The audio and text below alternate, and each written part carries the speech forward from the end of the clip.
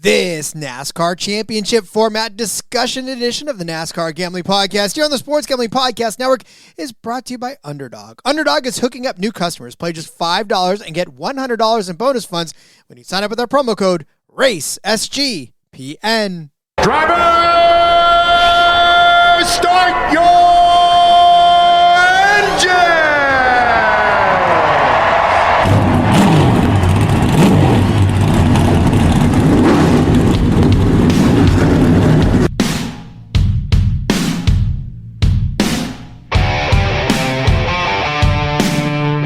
Strap in and pull those belts up tight as the Sports Gambling Podcast Network presents the NASCAR Gambling Podcast. I'm just gonna put my foot on the floor and I'm not lifting till I see God or a checkered flag. My man. With all the news and the best bets for your NASCAR weekend. We want to thank you tonight for these mighty machines that you brought before us. Thank you for the Dodges and the Toyotas. Thank you for the Fords. Lord, I want to thank you for my smoking hot wife tonight, Lisa. In Jesus' name, boogity, boogity, boogity. Now, here are your hosts, Rod Villagomez and Cody Zeeb. Welcome in to another episode of the NASCAR Gambling Podcast here on the Sports Gambling Podcast Network. He's Cody Zeeb. I'm Rod Villagomez.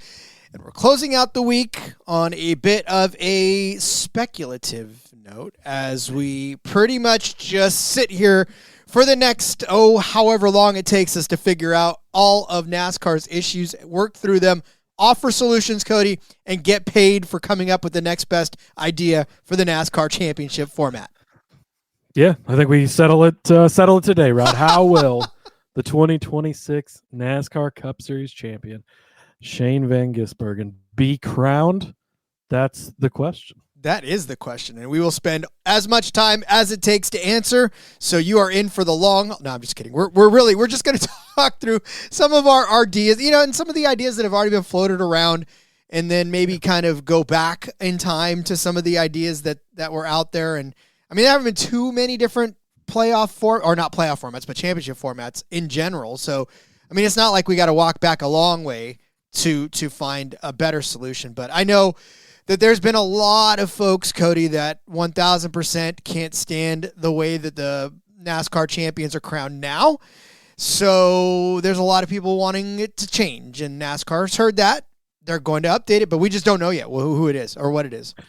Yeah, I mean, it sounds like change is imminent, right? It sounds like they have plans to make a change, but they've not yet announced it. We're almost 2 weeks removed from the season ending, still kind of holding that close to the vest. Have they even decided yet?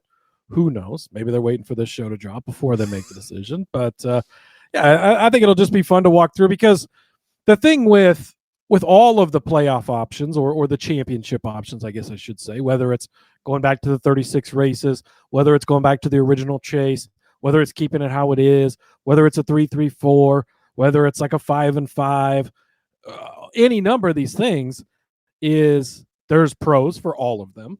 There is. And there's also cons for all of them. There is no perfect system, right?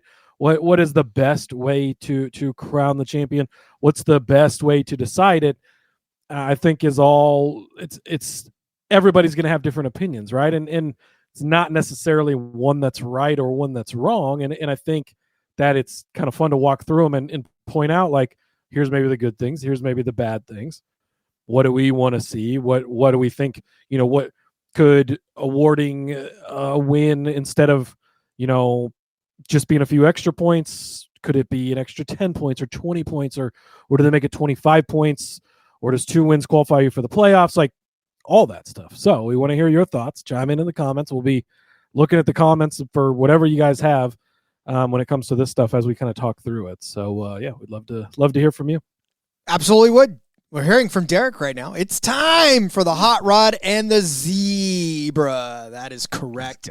Absolutely love it. Yeah, it's our Discord handles, our Discord avatars. If you're not in there, go check those out. We definitely have some fun ones in there. Yeah, Derek was one of the original bringing up the Zebra nickname, so definitely got to give him credit for that. He's been calling me that for a while, so love it. I love it, but you know what else I love? I love being able to get all of my favorite shows on one app, and that is what you can do when you download the SGPN app. There's all kinds of stuff out there for you. There's football, there's basketball, there's hockey, there's baseball. It's still baseball, actually. There's some baseball shows coming out, so you ain't missing that. And, of course, football. There's us. There's the CFL. Yeah, it's all right there. Go download that SGPN app, subscribe, and your favorite podcast will hit your feed without even thinking about it. All right, Cody, there is a few pieces of news that we haven't hit on yet this week, and one involves one of my favorite drivers of all time. Yeah, absolutely. I tried to get you before the show. Didn't work. No. But we just recorded over on the YouTube a couple hours ago, and in between then and now, we've had the breaking news. And I asked you if you'd seen the Justin Allgaier news, and you said no, and so I told you he was retiring and hanging it up, and you didn't buy it, unfortunately. No, I thought I would get you, but I didn't. He is not hanging it up. Don't worry. No, everybody, just calm down. He is going to attempt to run the Daytona 500 for Junior Motorsports again in 2026. Obviously attempted and did run the race last year in the number 40 car. Ended up being one of the top-selling merch items for the entire season off of that one start in that Travelers Whiskey number 40 car, and it sounds like it's going to be the Travelers Whiskey 40 car again this year. Hopefully, as NASCAR is going through all these changes, if you are listening now, 43 cars in the Daytona 500, the way that it should be. Keep it at 40 the rest of the season, that's fine. Make it 43. They already extended it to 41 in special circumstances last year, Rod. It could have been 41. But give us 43. Let 43 in the Daytona 500, and then cap it at 40 the rest of the year. But that's again, whatever. I'm probably not going to win that fight, even though it's a fight I've been trying to bring forth for years, and seems to have fallen on deaf ears. But great to see Justin Allgaier. Great to see Junior Motorsports continuing to dabble in the NASCAR Cup Series. Yeah, and honestly, too, Justin Allgaier is the hands-down pick for that, considering, of course, that Connor Zilisch no longer with the team anymore. And you definitely, give Carson Kvapil a little bit of love, but he's still part-time, full-time next year. Allgaier's been the guy, right? He's been around for years. He's their veteran. He's their flagship driver at this point. Champion a couple of years ago, of course, and perennial contender. Of course, we'll talk. We talked earlier this week already about Cup Series championship odds. Xfinity Series championship odds should be out next couple of weeks-ish, hopefully, as we get more driver announcements here. So we'll definitely be diving into that, and I can promise you Allgaier will be near the top, if not at the top of the odds board there. I'll tell you, for the Daytona 500 already, I will certainly be speculating on some Justin Allgaier to win that one, because why not, right? It's not as if he's not a veteran driver and can't get around. It's just, he hasn't been a Cup Series regular, and that's probably the only knock against him. But hell, man, if you're down there tearing it up, why would you want to move up and frustrate yourself more when you've been successful down where you're at?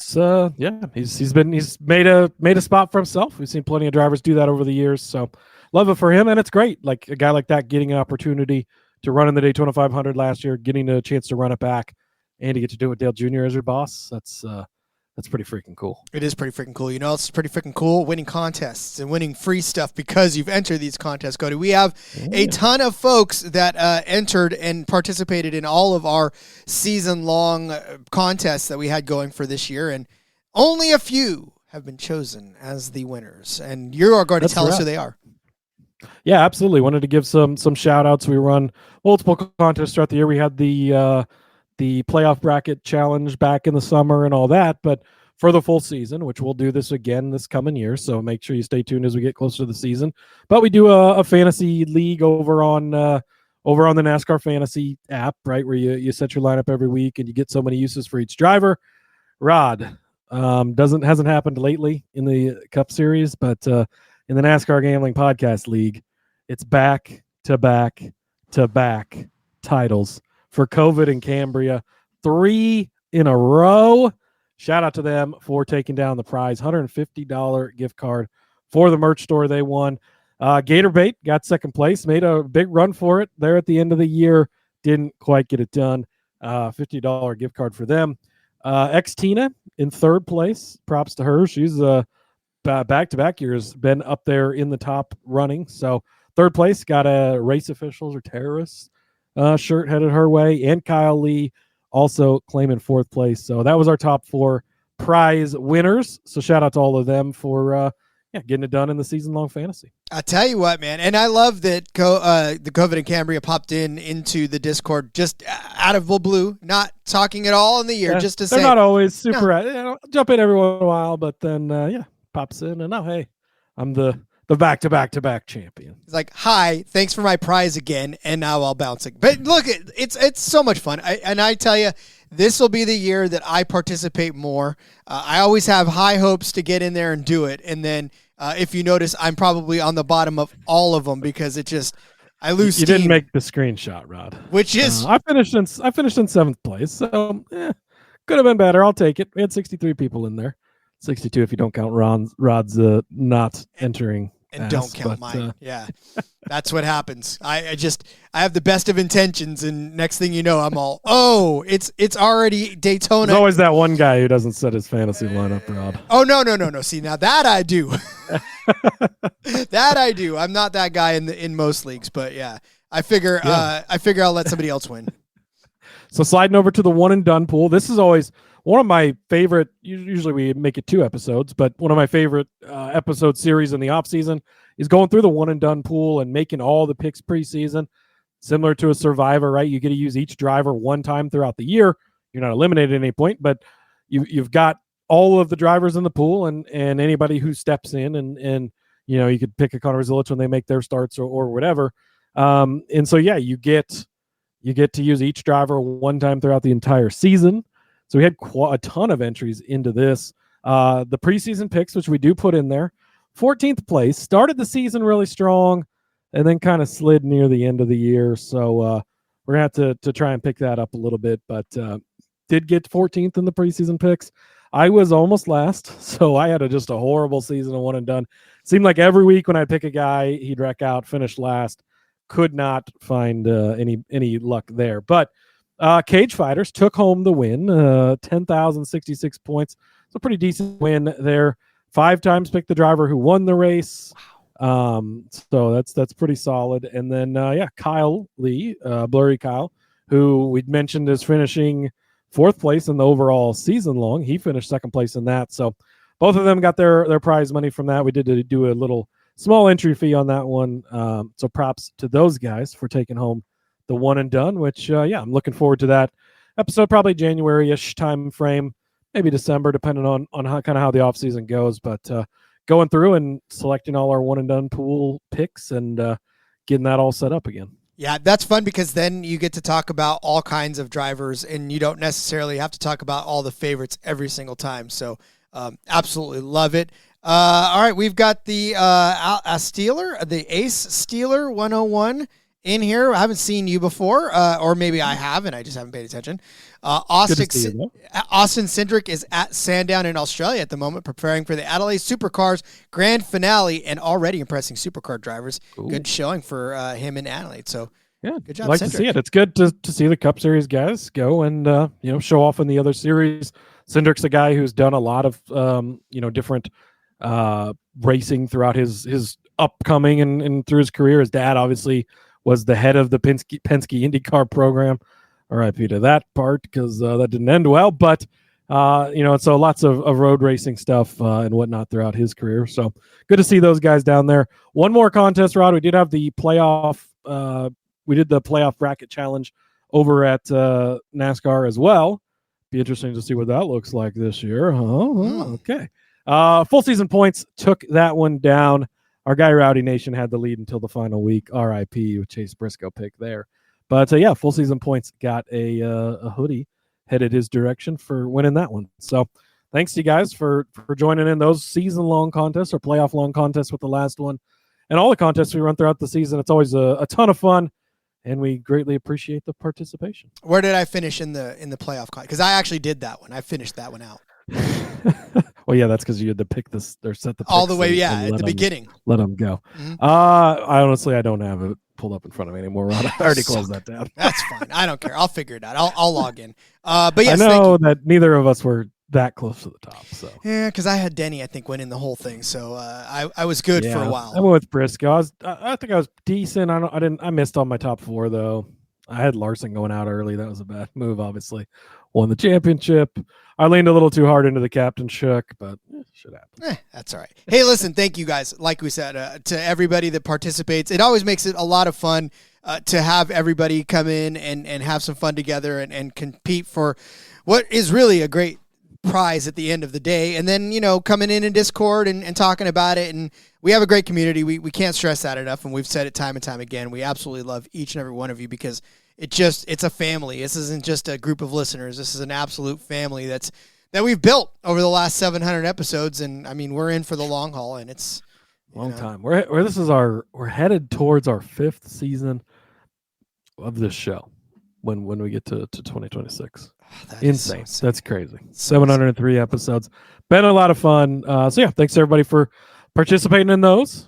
What do you say, Rod? Should we get into some NASCAR Championship debate, discussion?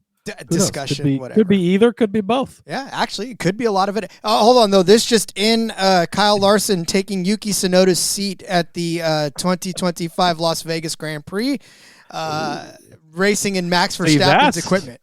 That's where I wish we could see, like, where if F1 could have extra entries like NASCAR will allows, throw Kyle Larson in an F1 car at Vegas. The season's over. Let's see it. That's what I'm talking about. All right, let's get to all of that. But first, let me tell you about our friends over at Novig. We're brought to you by Novig. Novig is America's #1 sports prediction market. Novig, you are getting the best prices. Texas is number 10 in the college football hunt, and they are giving us a market on whether or not Texas is going to make the college football playoffs. Plus 198 for yes, minus 240 for no. Woo-hoo. Go jump on that. Boy, Texas, how the mighty have fallen. But you can find that in tons of other great markets over there on Novig. It's available in 35 or more states. Go download that Novig app and get $50 when you spend $5 if you use our promo code SGPN. Get in on the action with Novig, promo code SGPN. We told you about it at the start of the show. How about we tell you about it now? It is Underdog. Underdog is the best place to play Pick'em, where you can win up to 5,000 times your entry. Told you, Grey Cup coming up on Sunday. It is the Alouettes taking on the Saskatchewan Roughriders. The Montreal Alouettes taking on the Saskatchewan Roughriders. I am looking at AJ Ouellette. He is the running back for the Saskatchewan Roughriders. His projection for touchdowns, rushing, and receiving is set at 0.5. I'm going to take the higher, which is the only option you got, but I'm definitely going to take that. It's plus 0.94 times your money if you want to take AJ Ouellette. Look, I'm telling you right now, he is a beast. He runs fast. He runs hard. He can break one off, or he can just pile in for a short yardage score. So I like him to score the touchdown. So give me the higher than half of a rushing and receiving touchdown at 0.94x. You can get a brand new offer if you are a new customer. Play just $5 and get $100 in bonus funds when you sign up with our promo code RACE, SGPN.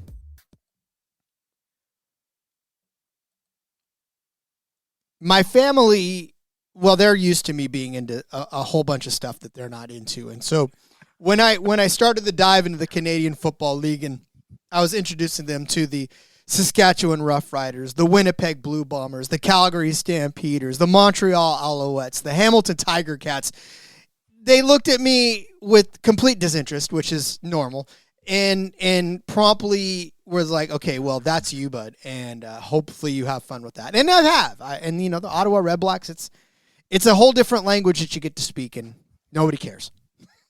Your family listens when you talk about things about sports, Rob? No. That's cool. Not anymore. Not anymore. I'm telling you, I have done way too much. I just get we don't care, Dad. And I go, yes, I know. And I forgot. I apologize. I'll just text Rod about this. Exactly. And I'll get a text a little bit later. And I'm like, yeah, Cody, I'm here for you. But that's right. Lay it all on me, buddy. That's right. That's how it goes. All right. So here we go. This is it. This is the discussion. This is where we're going. This is what this episode is about. So if you're ready for a frank and honest talk about NASCAR's playoffs, you probably hit the wrong button. But here's the thing. I get it, right? I get people's frustrations, and I get people's anger about how it seems to be unfair that this playoff system is the way it is. But I will say one thing before we even get anything going, is that no matter what we decide on and what we figure out or what NASCAR comes up with, people are going to hate it. People just hate everything now, right? People will complain, even if it's the most perfect system in the world and we crown a champion that deserved it. There's going to be a portion of the population that goes, that's not how you should crown a champion. You should well, and yeah, that's the thing is nobody agrees on what is the perfect champion? Is it the guy who just averages the best finish all season? Is it the guy who has the most wins? Is it the guy who comes in clutch in the playoffs? Is it the guy that, name X, right? And there's different things. And you look at this and it's, Kyle Larson gets crowned the champion. And if you really look at his season overall, it was pretty damn good, right? Yeah, there was the Captain Shook part of things the second half, and that worked out for us betting-wise, but he was still great, and he still had a good season. He would have won, quote-unquote, if it had been, a 10-race chase, and he would have been close if it was 36 races, and he had a solid season, but Denny dominates the final race, and it feels like it was stolen from him, even though in other scenarios maybe it wasn't, and having time to kind of calm down and get out of the fray, right? In the moment, it's like, oh my God, we're so upset for Denny that this happened and everything. But you look back, no matter what NASCAR decides, everybody knows the rules going to Daytona. That's the rules you play to. And the best person who plays to those rules is the legit true champion. Jesse Love, every bit deserves to be the 2025 Xfinity Series champion because he played by the rules set forth. That's all that matters. Sorry, Connor. You didn't show up. Your team didn't show up. Too fucking bad. That was the rules that were set. So I think it's important to state that. And looking back, I was listening to Denny finally had Actions Detrimental come out on Friday. I was listening to it, and we had a 30-0 lead, and it got taken away.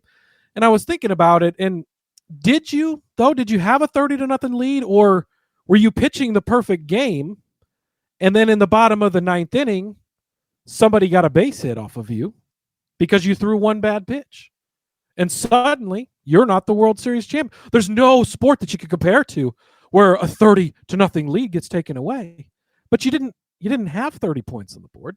You had a good lead.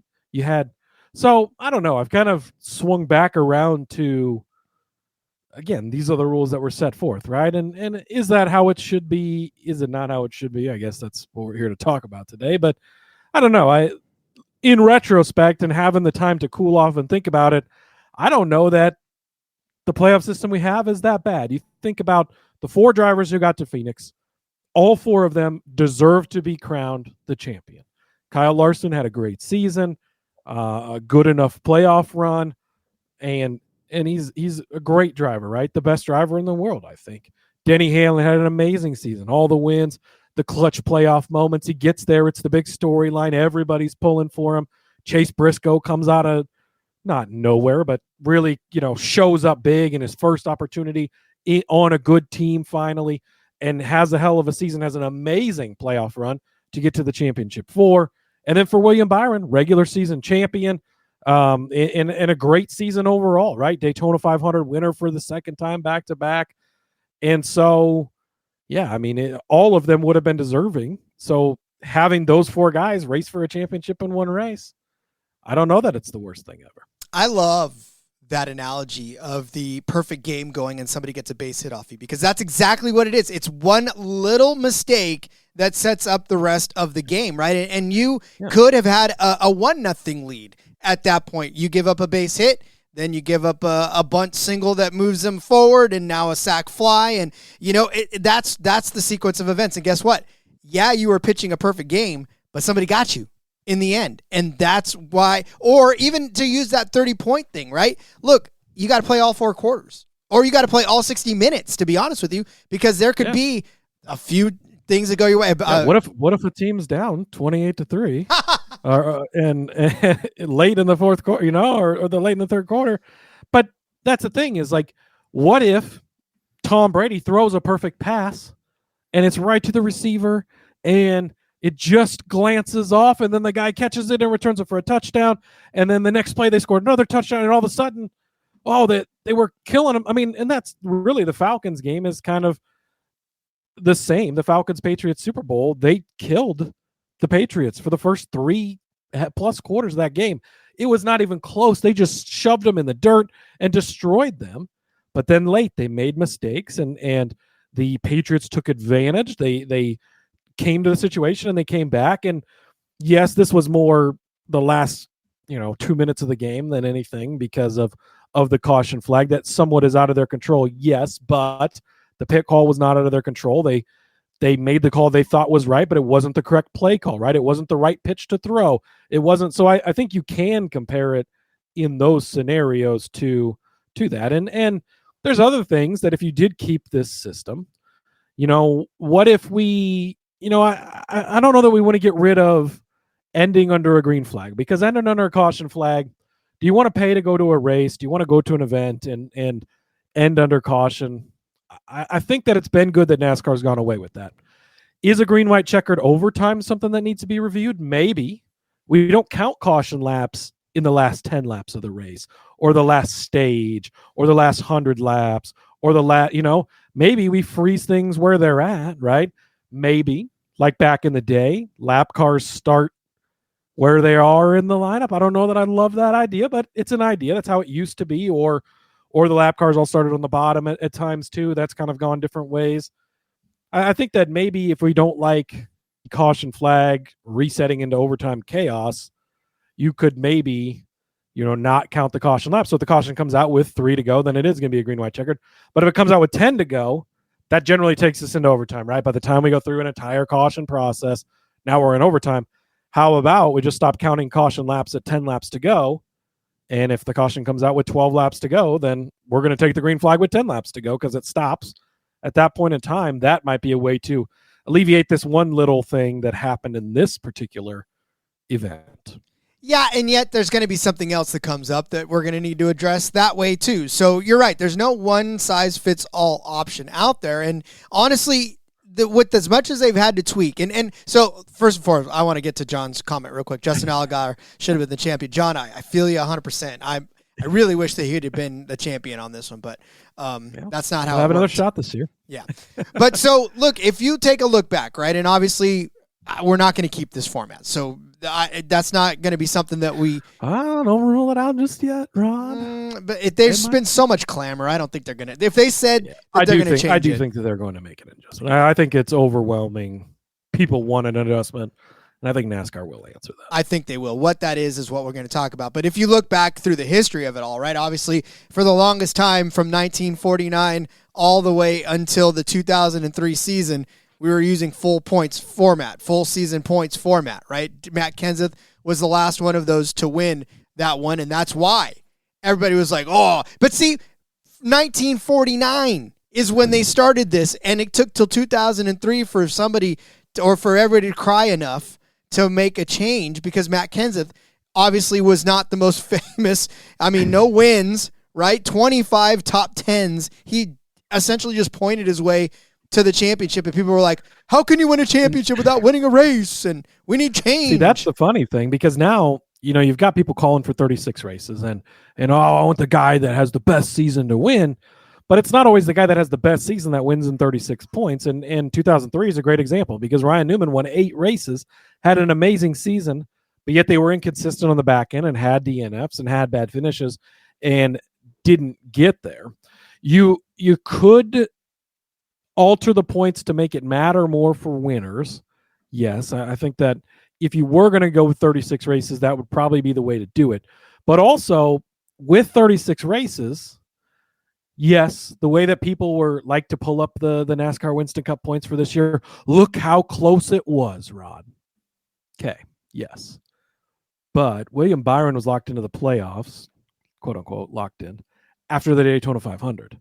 So at what point did they stop racing for every single point in that race? And that's where it just changes how you would race. So you could look at that. You could say, look how close it was. Yes. But also look at some of the other seasons where it wouldn't have been close at all, most seasons. And then also look at IndyCar right now. Alex Palou has wrapped up the championship with 3, 4, 5 races left in the season, 3 years in a row.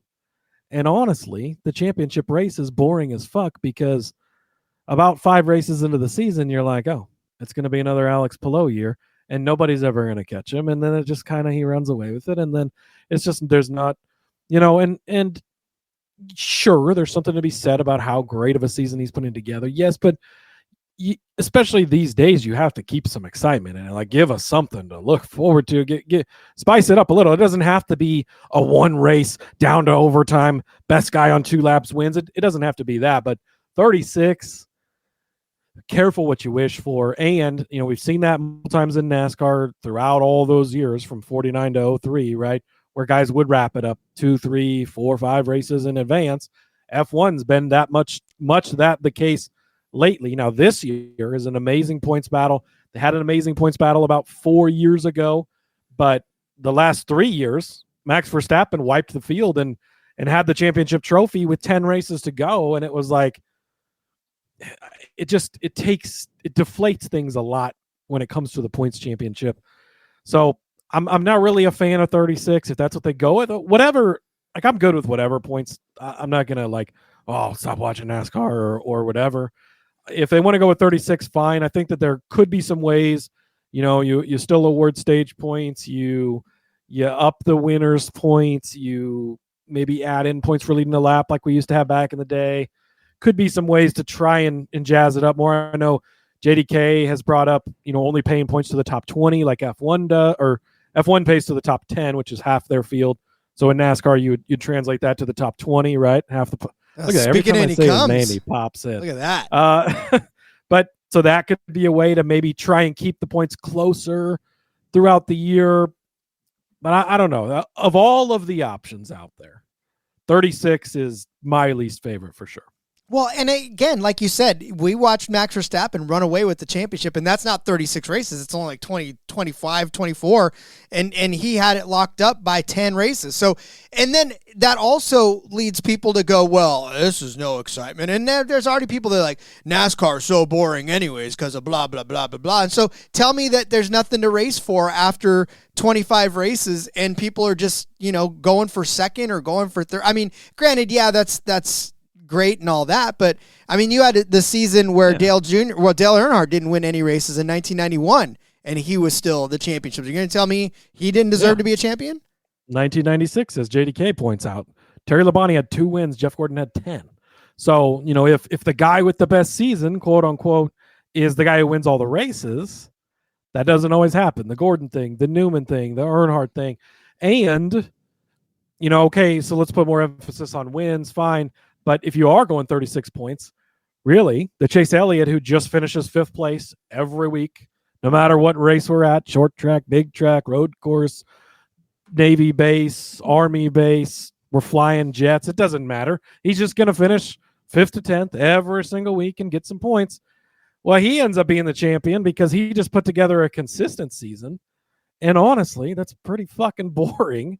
And in a sport where we need some excitement and we need the storylines, that just doesn't do much for you. And if you're a true racing purist, I get it, right? That's how short tracks still do it and the local tracks, and that's how it was done back in the day. But sometimes you got to change with the times. And I'm not gonna freak out or lose my shit if it's 36. And I don't think 36 is gonna be the case. I don't think NASCAR is ready to pull that trigger. I think that it gained some steam towards the end of the season, led by Mark Martin, who shockingly ran that his entire career and never won a championship. But I don't think we're going the way of 36, and I really hope we don't. Yeah, TK also talking about the William Byron thing, taking gambles to try to win a few races, ran out of fuel a couple times, had to lock in again to secure regular season points. Yeah. And you're right. It just the way that the format is changes the strategies for all of these teams. Like you said, when you lock yourself in, your mindset is completely different because now you have a postseason to look forward to rather than I'm trying to get to the postseason. And so you don't have to take nearly as many risks. Yeah, you're still out to win races. And this is the fallacy that I think a lot of the people that are championing this 36 as well, or even whatever, they say, well, there's still a race and you're still trying to win the race. But to the certain degrees that we've seen strategy play out in NASCAR, especially the last few years, where if you've won a race, and especially early, your whole demeanor changes because now you are just piling points. And yeah, you want to win the race. That's the easiest way to do it. But like, let's say you're like, I don't have to take this risk, right now because I don't have to. And I think that's what would have happened this year. William Byron locked up the regular season title It was this year, wasn't it, that he locked it up before we even got to Daytona? So that is only 25 races into the season. He's already got more than a full race cushion. So, and that was after he tried some stuff and got aggressive for wins, and so that's where you got to be careful taking an emphasis off of wins. You're going to have people settling for second place, and they're not going to try, and you're not going to try as hard for the wins. And as JDK, who's very much a hater of the 36, points out, the best guy at being average is going to end up being the winner. And even the people who want 36 races, I don't think that that's what they want. So yeah, it's 36 is to me the biggest case of be careful what you ask for, because it's gonna not go well more times than it does go well, I think. Yeah, and like I said, it's just gonna lead to people complaining because the person with the most wins isn't gonna always win the championship, and then they're gonna cry again, and then it's gonna be like, oh, Matt Kenseth shouldn't be champion, and well, who should be champion then? And tell me why and what you want out of this, because I'm just convinced that people have no clue what they want. Well, and just an example of that too is look at the Truck Series, look at the Xfinity Series. Like, how boring would those have been over the last 10, 15 races? I mean, Corey Heim would have been the Truck Series champion in April. Mm-hmm. Honestly, like it would have been wrapped up that early, and then there's nothing going on the rest of the season. I mean, is that what we truly want? I get that then, the right guy wins it, right? But is that what you really want? Is for a championship race to be locked up literal months in advance in Corey Heim's case? Man, I don't know. And then also you throw in the guys missing because of injury thing this year, which we had with Zilich. That's going to kill you. If you miss a race because you get hurt at Talladega, and then you slip off although he started technically the next race after he slipped off the window net, but you're out, right? Denny Hamlin, sorry, you can't have a baby. Like, you don't have a chance at this title anymore. Yeah, it's like I said, not perfect for 36 at all. So we'll talk about some more of the stuff and answer some of your questions as well. But let's first tell you about our friends over at Rhythm. The NFL is back, and Rhythm is crushing it right now in college football, NFL, and they just added the NBA. Rhythm is also giving away weekly cash prizes just for tracking your bets in the app. You can track 5 bets of the same type from any model you build. You can win $1,000. Looking at some of this NFL action that's going on this weekend, how about the Cowboys and the Raiders? Rhythm is projecting 47 total points for this game. I think most of those are coming from the Cowboys. The over-under is at 49 on some books, 49.5. So Rhythm, if you use your deduction skills, is telling you to take the under on 49.5 because they're only predicting 47 points to be scored in that game. I think that's generous. I'm definitely taking the under with Rhythm. Use promo code SGPN25 when you download the Rhythm app for 25% off of your first month. Download Rhythm and use promo code SGPN25. John's a fan of the 36, right? He says the most consistent driver should be the champion. Huh? Even if that guy just runs 10th place every week and is boring as fuck. Yes, I don't know, but okay. Let's put this in terms of, like, I know you can't necessarily one for one it on football, but what would be the most one? Well, Patriots would be the champions this year, so let's change it. Yep, the best record, the best points, the best, like, I don't know. It just this is not any other sport. I get it, and that's happened. So okay, in 2003. They switched to the chase format, right? The single round playoff format, in which the NASCAR Nextel Cup chase for the championship, which I absolutely adored because Jimmy Johnson just continued to crush it, and they kept changing the rules to make Jimmy Johnson not be a winner anymore. And guess what? Jimmy Johnson still kicked everyone's ass. So, from 2004 to 2013, they ran that series of it, and so this was simply 10 drivers, right? They took the 10 best drivers throughout the regular season. And I don't remember, do you have in front of them the exact format? Did they reset everybody's points? Did they award points based on where they finished or anything? I don't remember that exactly. But they reset 10 drivers, and it was just basically go have the best 10 races. And honestly, if you're a fan of the 36 race format, I think you're actually a fan of this format. You just don't know it because you want a big sample size of a champion, right? And yet we can do it at 10 without getting uber boring. Still, you might get some years where a guy kind of locks it up or has to finish. And really in 10, you're going to get the races where, okay, Kyle Larson has to finish 17th today at Homestead to be the champion. And that's going to be the story all day is, he's running 16th. Can he just stay ahead and finish 17th? And he's going to be the champion, which I think is okay. 10 races I like because it does give you that bigger sample size and it's okay, go earn this, right? Tony Stewart limps into the playoffs. I don't remember what year it was. And it was like, he said he should be giving up his spot to somebody else because he didn't deserve to be there. Then he goes and wins 5 of the last 10 races and he's crowned the champion and it's a great story. And, like Joey Logano's done many times, you come up clutch in the playoffs. I kind of really like the 10 race. Maybe it doesn't have to be 10 drivers. I don't know. We could figure that part out. But I kind of like the 10 race chase format because you're still getting that bigger sample size, which I think the people like John here in the chat, I think that's what he wants, right? Is some consistency over time.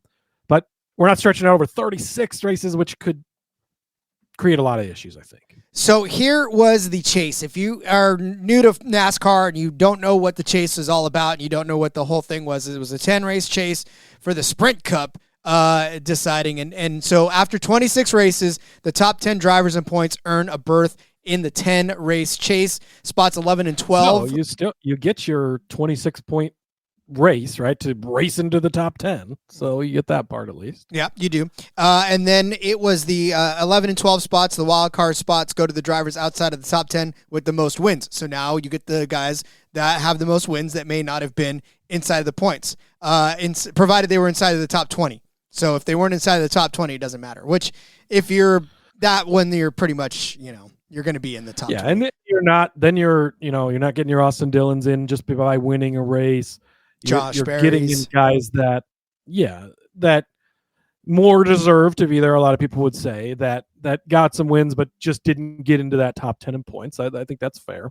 And so all the drivers reset to 2,000 points for the playoff, for the chase, right, in the top 10. 3 bonus points were added for the total for each victory during the first 26 races. So there's your incentive for the winners. And then the tiebreaker for drivers with the same win total is second place finishes followed by third place finishes and so on and so on and so forth. So, yeah, I mean, that's how it was. So, like, if you had the first position, you had 43 points, second 42, 41, and so on and so forth. So, yeah, I mean, that it felt good to me. Like, I don't know why that got changed. Yeah, well, I think that was probably mostly the Brian France era, which was not a great era for NASCAR. That maybe that's why we changed that. And I think it got changed because Jimmy took advantage of it and they would disappear for months in the summertime, like we kind of see with William Byron at times now. And then they would show up in that 10 race and just kick everybody's ass, whether it was winning or just getting enough points over that course. I think the 10 race chase really is a good format because it gives you the 26 race regular season. You still have to perform in that. You're not just going to, win Daytona or win at Talladega and find your way in. You have to earn getting in there, which I do like that part of it. And then, then it gives you the 10 race. Like, okay, you've got this 10 race window. We're going to have short tracks. We're going to have intermediates. We're going to have super speedways. We're going to have road courses. You're going to have to go over 10 races and put together a championship playoff run that also helps eliminate that one race. You blow a brake rotor, the last second caution in the championship race, that type of thing. Like, it doesn't come down to one race. Your team has to put together 10 solid races. I kind of really like going back to that format. I think it was a good format that probably got changed because one guy took advantage of it and won a ton, right? He was that good. And you could see that with the Kyle Larson type in this format. So again, careful what you ask for, but I do like the 10 race chase format. Well, and that was even a change from the initial one. When the initial one happened in 2004, they reset the top points to 50-50. So they gave the first place car 5,050 points, and then they dropped it down by 5 points after that. So in that instance, in 2004, Jeff Gordon had 50-50. Jimmy had minus 5 after that. So, 50-45. Dale Earnhardt Jr. was down 10 points, Tony Stewart 15, Kenseth down 20, Elliott Sadler 25, and so on and so forth. And so maybe that's where you put a bigger emphasis on winning, right? Like we still have, so that you get more bonus points, and maybe it's similar to what we have now, where you still award the bonus points going into it, and whatever your points are set at, instead of resetting every round. Now you just have, so the guy who wins a lot of races, who wins the regular season championship or top 5 in the regular season, he gets all these bonus points for having that solid season. So he gets a head start, right? He gets a start on first base or second base already, and then just has to put it together. I think that's maybe a way to reward a positive first 26 races. And then it also gives the guy that's coming in 10th, that's going to be a little bit behind, but hey, you get hot like a Tony Stewart did. You win 5 of the 10 races. But you're gonna get those extra, and that's where in the playoffs, I guess you're not necessarily earning playoff points anymore since we're not resetting. So maybe you pay the winner 10 more points than second place gets. So you're putting an emphasis on winning, or maybe it's 15 or 20 points. So you're really putting an emphasis on, if you go get this win, you're going to get a lot more points than if you just settle for finishing second for a good points day, quote unquote. Yeah, and so honestly, with the chase, and like I said, they continue, and like you said, they continue to evolve because of Jimmy, and they tried different things, giving different points for wins and everything like that, and Jimmy kept beating everybody and making everybody mad, which, don't hate the player, hate the game. But look, when they ended up deciding to change that altogether to what we have now, which is the 4-race format, this is, the natural evolution of it, right, with stage points and trying to make every lap mean something is what I think they were going after, and chasing after all of these points and chasing after all of these stage points and these wins and these just not wanting to be last, obviously. But what else can you incentivize other than winning, other than finishing in the top 10? What can make it more attractive to run the entire race rather than knowing that you're locked into the playoffs and being able to change your strategy early in the season, right? I mean, what would make a team have to fight for 26 races and give them reason to go? Yeah, I think reduced playoff size, right? I think having 16, while we've seen the seasons in 2022, I believe it was, where Martin Truex finished 4th in the regular season championship and didn't make the playoff. Otherwise, I mean, a lot of these guys, you're locked in. I mean, Christopher Bell had 3 wins in the first 4 races. He was literally as locked in as you can get, because it wouldn't be possible for 16 other drivers to win 3 races over the next 20, whatever, right? So they really were dialed and locked in and could do whatever they wanted to the rest of the entire year. So I do think that having the field reduced would probably help, where you're putting in the top 10 and point. Maybe you have the 2 wild cards, getting those 3 races early. That helps, because now you've got that to fall back on if you fall out of the top 10, right?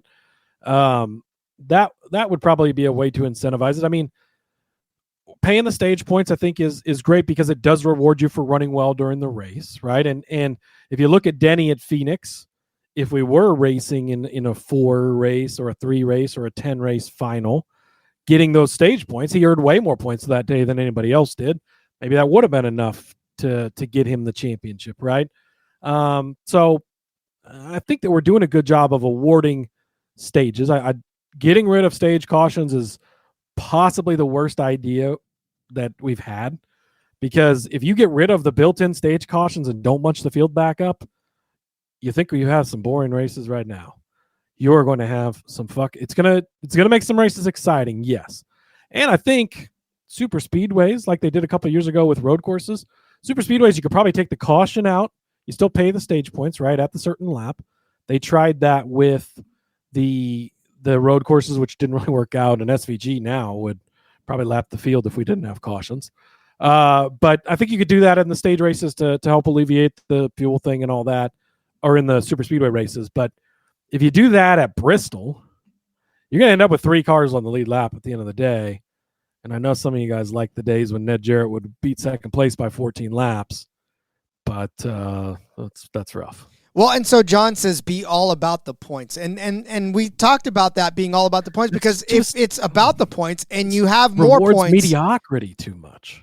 Well, not just that, but again, the being all about the points, then we'd have to figure out a way to make it to where it's not a runaway and it's not somebody locking up the championship way too early, because then you're going to say going to happen, especially if you find ways to incentivize winning, because then a Kyle Larson goes and gets 10 wins. It probably doesn't matter how many DNFs he has, right? He runs away with it. And then, good points day. We used to hear that so much. And yes, there's something to be said for it, but it just doesn't, I don't know. And then you're rewarding just consistently finishing top 10 and not winning. I just don't like it as much. I would be okay if we ran the current system, but we had talked about this earlier, 2 wins and you're locked in, right? And then it goes by points and wins and all that. But 2 wins for sure, you're locked in. Yeah, but so, I mean, really, we're not changing a ton, right? Because that guy who finishes 15th in points now, probably not going to win the championship anyways. So if we let Austin Dillon in instead of him, that's not changing anything in the 8 and the 4 most years, right? Maybe you get a wild card guy in there with Talladega or whatever. Probably not. Didn't happen this year, right? We had probably 4 of the most deserving could-be champions of this entire time we've been doing this one race deal, and people weren't happy with that. So I don't know. Yeah, I don't know. John really does love the stage, does not love the stage caution. Remember racing in the 90s. John, but it's not the same. It's not the same.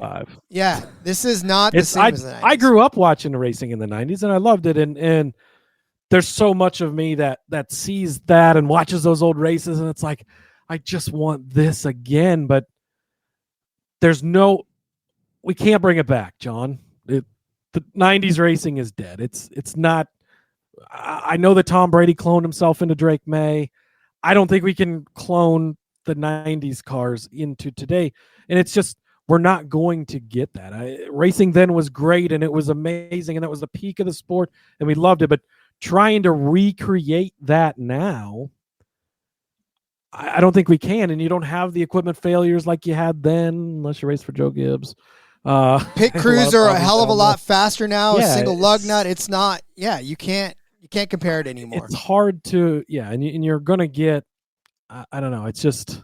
It was great, John. I wish we could make it the 90s again because it was so much fun. And I was a kid at the time, but I loved the 90s, early 2000s. That's what I grew up watching. I just don't think we can bring that back. Even if we implement all the rules we had then, I don't think it's going to be the same. See, and that's the thing. And first and foremost, I want to go back to the 90s, John, for different reasons, because I want people to not be able to get a hold of me 24 hours a day, 7 days a week. I want to go back to the days when if you wanted to get a hold of me and I wasn't home. Podcasts of the 90s, Rod. Don't send us all the way back. Yeah, that's true. That's true. But no, here's the thing, right?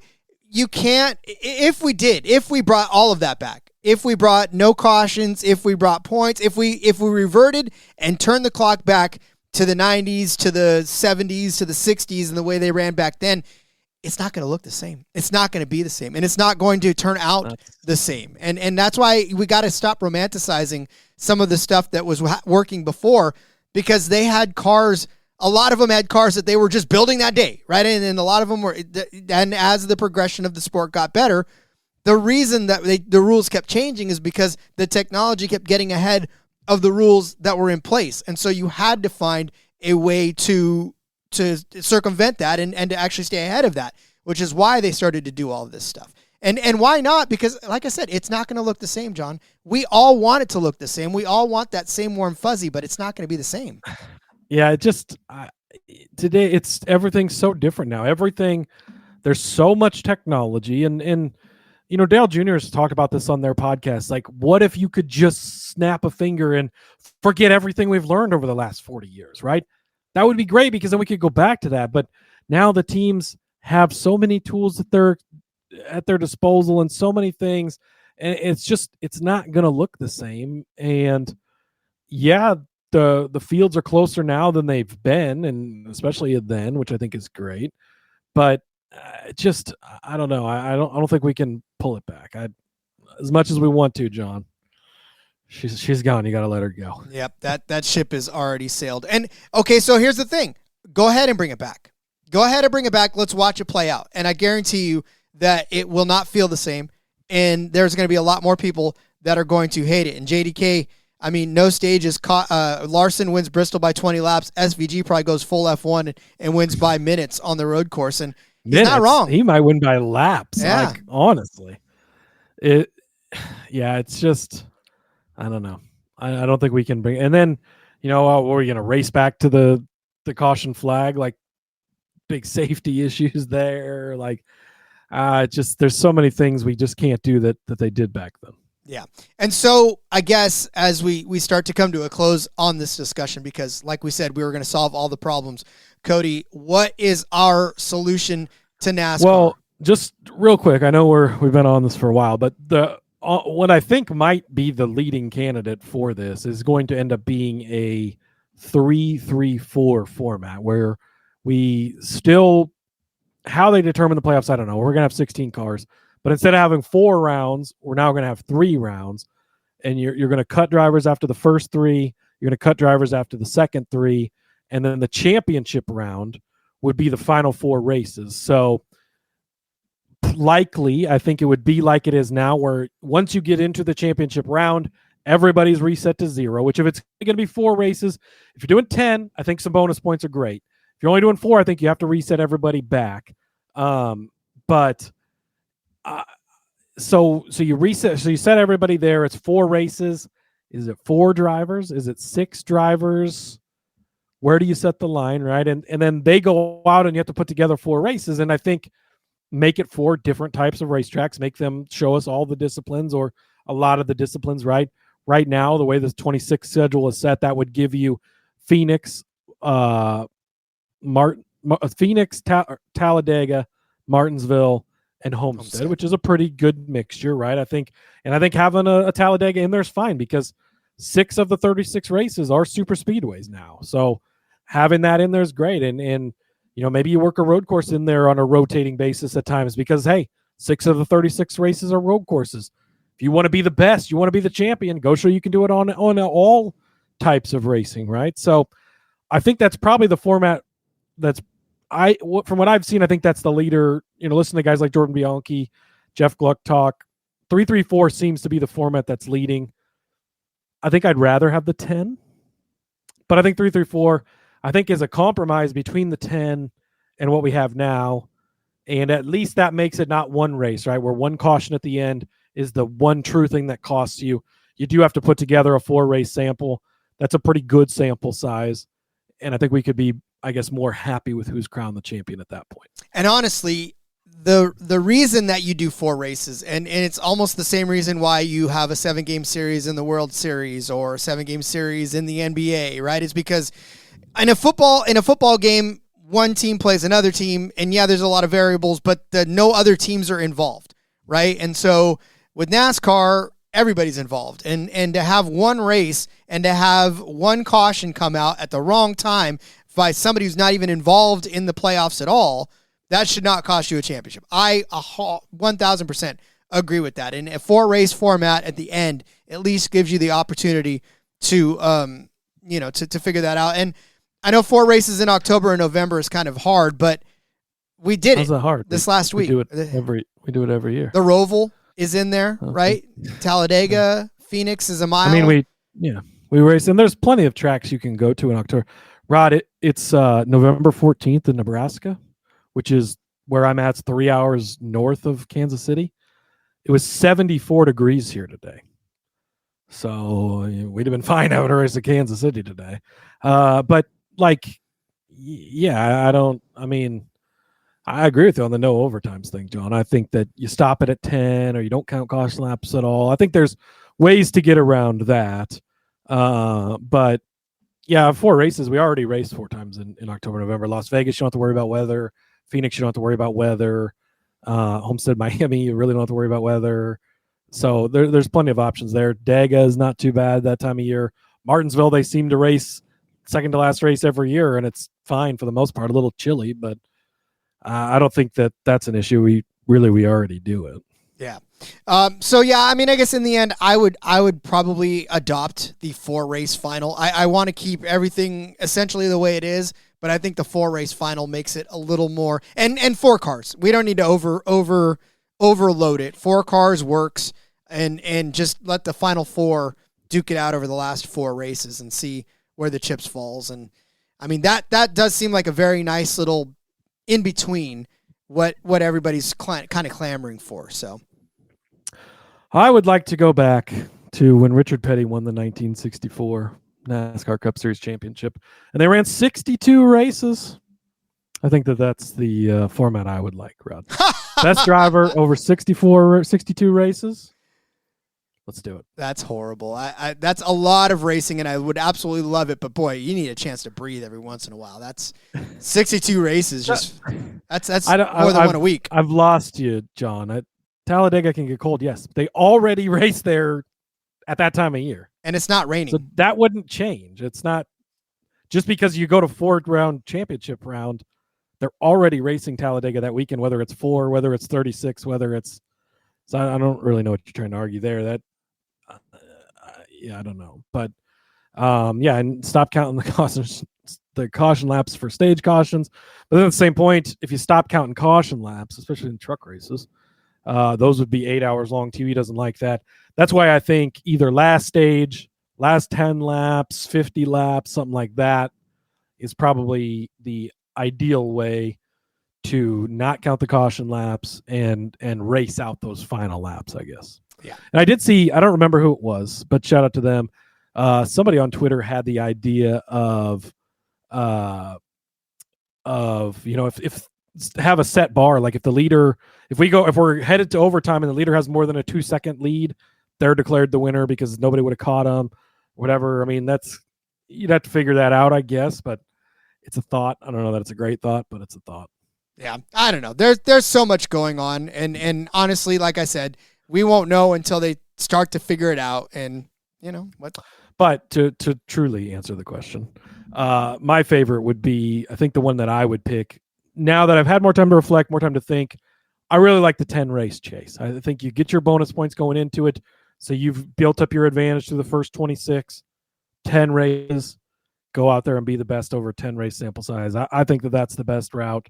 I believe if I'm predicting it, we'll see a 3-3-4, but 10 races for me is the way I would go. Yep. Let's bring back the chase. Let's bring back Jimmy Johnson so we can win some more championships. I am 1,000% on board for that.